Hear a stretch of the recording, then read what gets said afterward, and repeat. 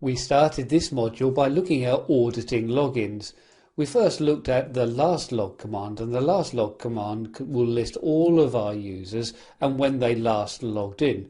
Now on our system this mainly included system accounts, so most of the screen was cluttered with never logged in. However, we could progress to see the last command, and this then shows login activity and system restarts, etc. during a period of time. So we're then able to see from our current log how many times a user has logged in, how long they were logged in for, and also how long our system had been up for. And we could use things like last and reboot to be able to look at our reboot events, to be able to show how long really the system had been up and running for.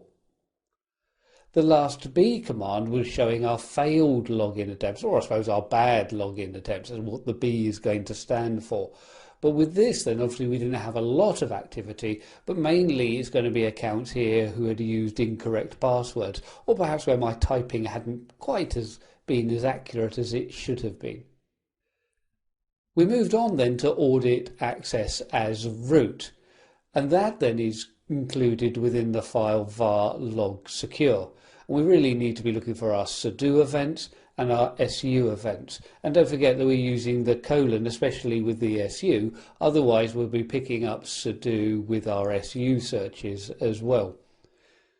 When we use sudo, we can see that we get the information provided by the user who ran sudo, the working directory that they were in, who they were sudoing as, and the command. So we have a full audit trail of who has done what.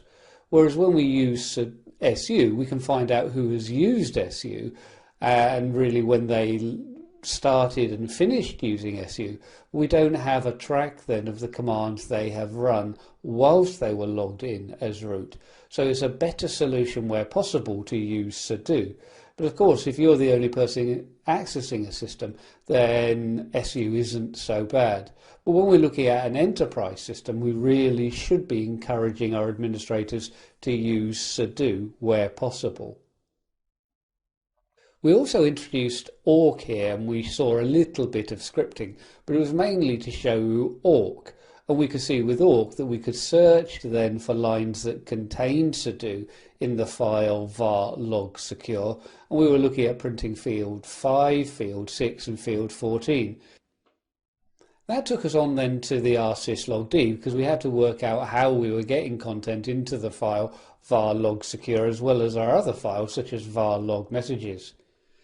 So this is controlled through by our rocket fast syslog daemon and its configuration file, the rsyslog.conf, within the etc directory.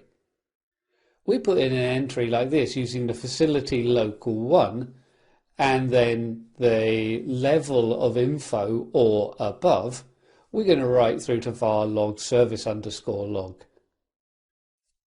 We might have a script or something like that that needs to utilize the syslog daemon. This would be a mechanism that we could then start writing through to our logs.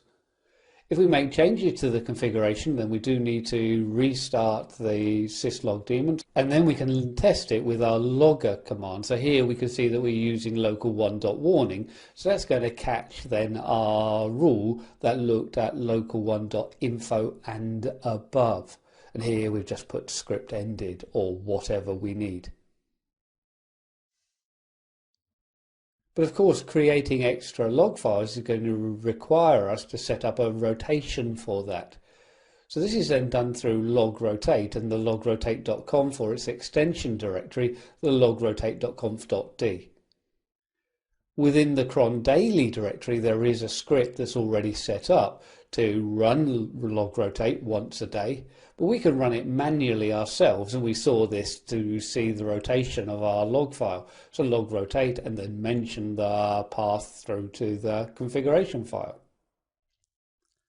And we finished up by looking at the new logging mechanism where we could have, if you like, one log file fits all to save us having to try and work out where something has been logged through to.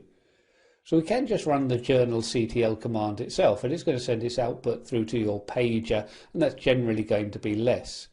If we only want to go through it and see the last 10 entries, then we can use something like journal CTL -n, or even specify after -n the number of lines that we want to see from the journal. This is going to be the most recent entries. We could also use something like this, so journal CTL and minus since, and even put in something like 10 minutes ago. But we can go through and put year dash month dash day space hour minute seconds. And we've got a since and until option that we can put in. Journal CTL -b will allow us to choose the latest boot, but we can specify which boot file to run to, and we can make our boot files then persistent, so we will have multiple boot files with mukda/far/log/journal. And we saw then, once we had done that, after a restart, that we could use journal CTL -list-boots to be able to see all of our journal logs. With this done and dusted, we're going to move on to taking a quick peek at the mandatory access control system, the Mac SE Linux. So come back and enjoy.